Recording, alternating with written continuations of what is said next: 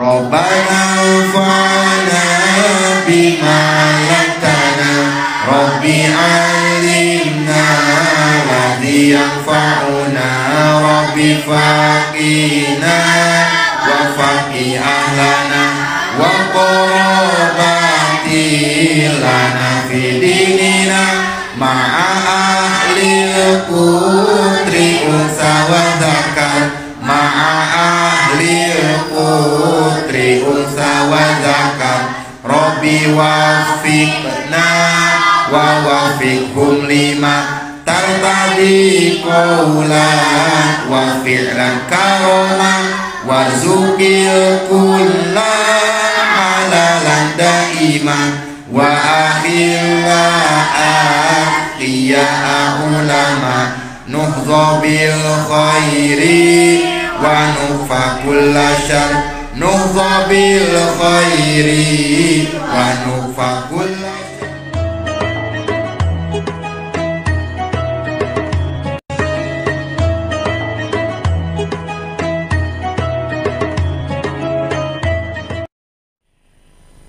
Organisasi ini menurut Al-Quran tidak ada artinya, partai politik pun tidak ada artinya, DPR tidak ada artinya kecuali kalau punya 3 agenda menurut Al-Quran itu. La khaira fi katsirin min najwahum illa man amara bisadaqatin au ma'rufin au islahin bainan nas.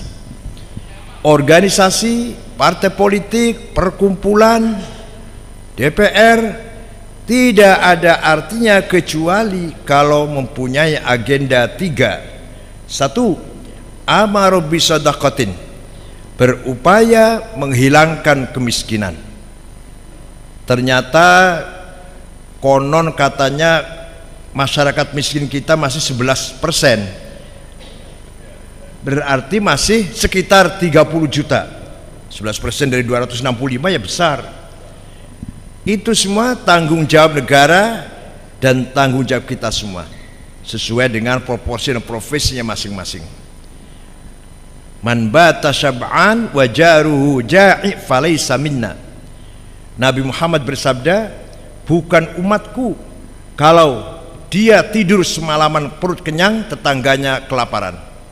Banyak sekali lah hadis menghimbau itu semuanya.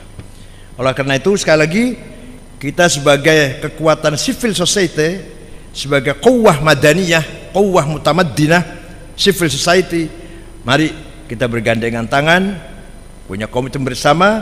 Satu agendanya berupaya menghilangkan kemiskinan. Sangat parah kemiskinan kita ini karena bukan hampir lagi ya, kemiskinan kita ini miskin yang sistematik, miskin yang tersistem. Ada pengusaha yang menguasai tanah 5 juta hektar, ada warga, terutama warga NU yang miskin-miskin itu 1 meter pun nggak punya, 1 jengkal pun nggak punya tanah. Tapi ada pengusaha yang menguasai 5 juta hektar, 3 juta hektar, 2 juta hektar. Ini sampai kapan seperti ini? Maka yang kaya semakin kaya, yang miskin semakin miskin. Batu bara naik sampai $400 1 ton. Alhamdulillah, untung yang punya batu bara. Kalau saya nggak punya ya tetap aja.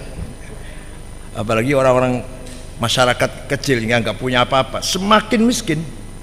Yang kaya semakin kaya. Yang kedua, percuma ada perkumpulan kecuali kalau punya agenda kedua, au ma'rufin, membangun hal-hal yang positif. Contoh 2 saja deh, kesehatan dan pendidikan. Bagaimana kita mengupayakan masyarakat yang sehat tanpa ada penyakit, bebas penyakit menular, bebas penyakit akut. Mari kita upayakan, baru kita berguna, baru berfaedah kita berkumpul ini.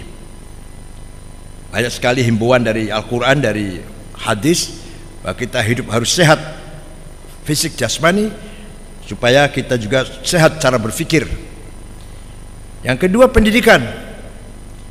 pendidikan ini masih terasa sekali jomplang, masih terkenal sekali gap intelektual.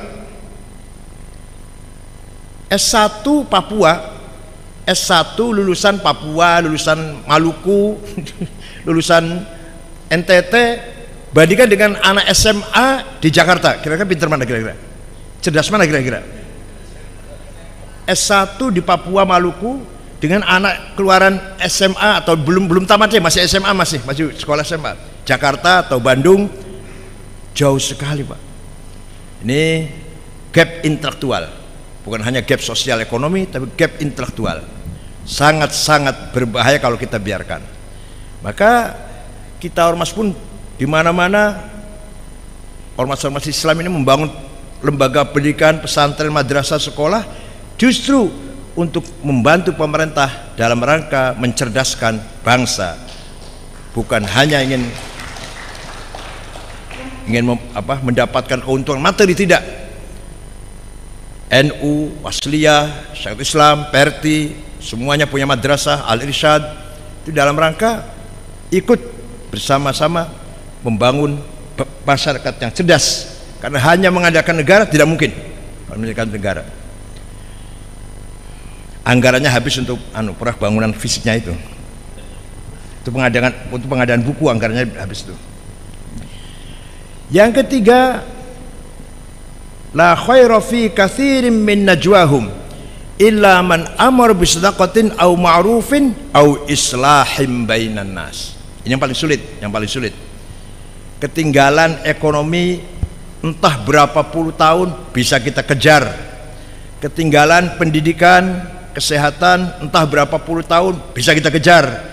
Tapi yang ini, yang islahim bainan nas, membangun masyarakat yang solid, masyarakat yang saling menghargai satu sama lain dengan perbedaan yang sangat tajam.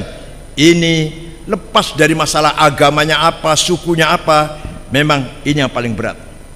Afghanistan 100% muslim, tapi perang saudara sudah 40 tahun. Irak, Suriah, Yaman, Libya, Somali mayoritas muslim, tapi antar Islam sendiri perang saudara sudah ratusan ribu korban, nyawa menghilang. Jauh dari islahim bainan nas, jauh dari semangat islahim bainan nas. Nah, di kita alhamdulillah bumi Pancasila ini, bumi Indonesia ini yang kita cintai, kita mendapatkan kenyamanan, kedamaian, ketenangan, hidup bersama, lintas suku, lintas agama, lintas budaya. Maka ketika saya menjadi ketua PBNU, kalau sekarang sudah enggak, kalau sekarang bodolan sudah. Banyak tamu dari luar negeri yang ingin menanyakan apa itu Pancasila. Mengapa di sini bisa damai, bisa tentram. Saya pernah seminar di Manila antaragama. Saya dengan kardinal berangkat. Itu orang-orang peserta Islam dari luar negeri heran lihat saya makan satu meja, naik ke kamar satu lift, turun bareng bersama. Makanya satu meja bisa di sana ya, bisa, ngapain? Kenapa nggak bisa? Di kita nggak bisa katanya. Jadi mereka kalau ada seminar bersama itu terpaksa masih bukan dari kesadaran ingin membangun toleransi atau multikulturalisme, enggak. Alhamdulillah. Nah, kali ini dialog kebangsaan kita singgung mengenai obat-obatan yang sedang kita alami, musibah sirop yang sudah makan korban, anak-anak kecil gagal ginjal berapa sudah 130 lebih ya, 130 lebih. Allah Subhanahu wa taala telah memberikan petunjuk dalam Al-Qur'an bahwa prasyarat mutlak terwujudnya baladan aminan, negeri yang aman dan berkemakmuran, adalah adanya kedaulatan pangan, energi, dan kepedulian terhadap konservasi lingkungan. Sebagaimana sumpah Allah dalam Al-Quran sering juga dikatakan, sering juga kita baca, demi buah tin, demi buah zaitun, demi bukit turisin. Dalam surat Tin, mari kita lihat fakta di negeri kita? Sudahkah kita berdaulat atas pangan dan energi? Sudahkah kita peduli terhadap lingkungan? Masih jauh dari yang kita inginkan. Ketiga, di sisi lain, perintah Allah Subhanahu wa taala kepada manusia agar lebih detail terhadap makanan. Falyanzuril insanu ila ta'amih. Sebelum kamu makan, lihat dulu makanan yang kamu makan halal apa tidak, baik halal secara zati maupun halal secara kasbi. Materinya halal dan cara mendapatkannya juga halal, bukan dari jalan yang tidak halal. Kualitas dan keamanan makanan akan menjadi faktor penentu lahirnya manusia-manusia unggul dengan kualitas kesehatan fisik dan jiwa serta kecerdasan akal dan spiritual. Pertanyaannya, apakah kita sudah berhati-hati dan teliti dengan apa yang kita makan? Mari kita jawab sendiri-sendiri. Dalam hal obat-obatan, Nabi Muhammad SAW sangat serius memberikan petunjuk kepada umatnya agar senantiasa cerdas untuk mengkaji dan meneliti serta melakukan pengujian yang mendalam terhadap berbagai upaya. Hadis diriwayatkan oleh Sayyidina Jabir bin Abdullah. Beliau berkata, Rasulullah berkata, likulli da'in dawa, fa idza asaba dawa adda baru biidznillah. Setiap penyakit ada obatnya. Apabila obat itu tepat sesuai dengan yang bisa menghilangkan penyakit, Allah akan menghilangkan penyakit tersebut dengan izinnya. Jadi penyakit akan hilang dengan obat yang pas, yang sesuai dengan izin Allah. Dalam kehidupan yang sangat kompleks ini, penyakit semakin beragam. Demikian halnya faktor penyebabnya, bukan hanya karena faktor fisik dan psikis saja, tetapi juga bisa dikarenakan faktor spiritualitas. Contoh, Imam Abu Sa'id Muhammad Al-Busiri sudah lumpuh 1 bulan, setruk 1 bulan, berobat, waktu itu berobat kemana-mana gagal. Kemudian beliau punya semangat menggubah syair kasidah memuji Nabi Muhammad dalam jumlah bait 177. Semangat cinta kepada Muhammad menjadi energi yang dapat menyembuhkan penyakit beliau. Ya, itu pengalaman pribadi, tapi banyak sekali ini terbukti pada kita semuanya. Sering kita dapat penyakit, ada yang dapat penyakit nggak sembuh-sembuh, pergi umroh minum air zam-zam sembuh. Itu apa itu? Itu ada energi kepercayaan, keyakinan menjadi energi yang sangat luar biasa. Atau kita datang ke kiai minta doa sembuh, itu juga merupakan energi keyakinan. Ibnu Sina sendiri yang terkenal dengan sebutan Avicenna adalah bapak kedokteran modern dengan karya monumentalnya Asy-Syifa 10 jilid, Qanun al-Qanun fit Tibb.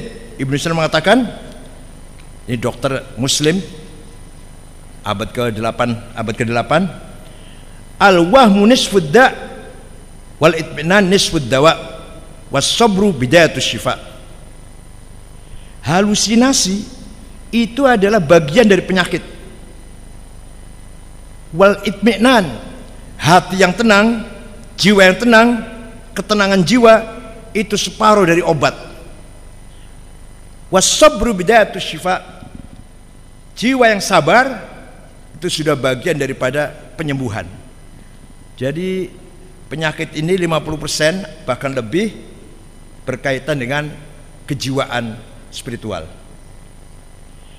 Sebagai bangsa dan kekayaan keanekaragaman hayati, flora fauna terbesar keempat di dunia, sudah sepatutnya Indonesia mampu mengembangkan model pengobatan berbasis herbal tradisional medicine yang tidak bertumpu pada pengobatan kimiawi dengan rujukan kepada dunia barat semata. Demikian halnya diharapkan mampu menjadi pemasok pangan dunia yang aman dan terbebas dari racun-racun kimia. Problematika keamanan obat dan makanan yang sedang terjadi di Indonesia dengan berbagai fakta dan fenomenanya harus segera dicarikan solusi. Pemerintah harus bersikap tegas atas berbagai bentuk pelanggaran dan kecerobohan yang terjadi. Negara tidak boleh kalah dengan siapapun. Kematian anak-anak akibat gagal ginjal yang telah mencapai 140-an tidak boleh dibiarkan begitu saja berlalu.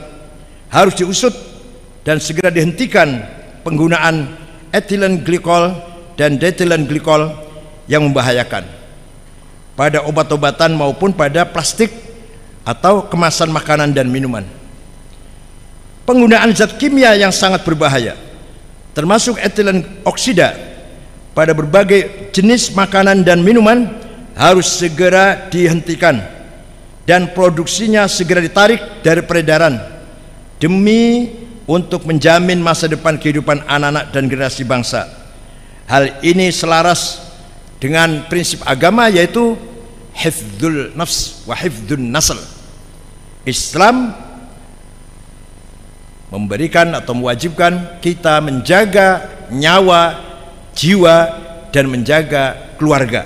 Salah satu prinsip Islam ada 5, di antara lain al-muhafadzah al-nafs wal muhafadzah al-nasl, menjaga keselamatan jiwa dan keutuhan keluarga.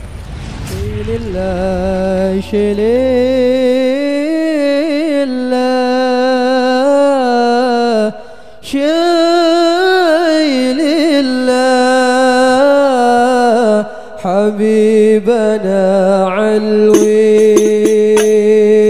منتهى المطالب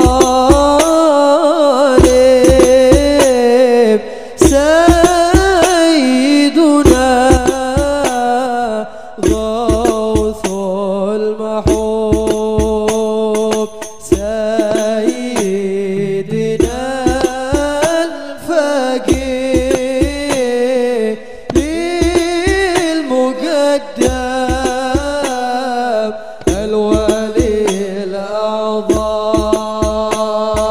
شيل الله شيل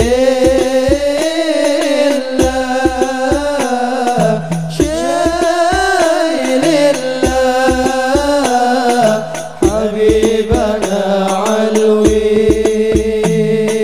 شيل الله شيل الله شيل الله حبيبنا علوي حبيبنا الوليد العطاس فأغثنا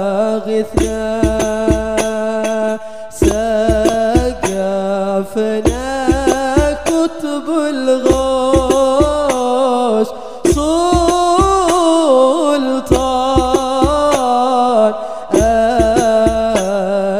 الولي سقفنا الغوث كل الولي سيدنا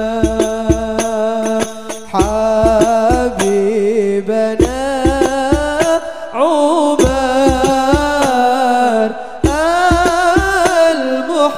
المحضر لشدائد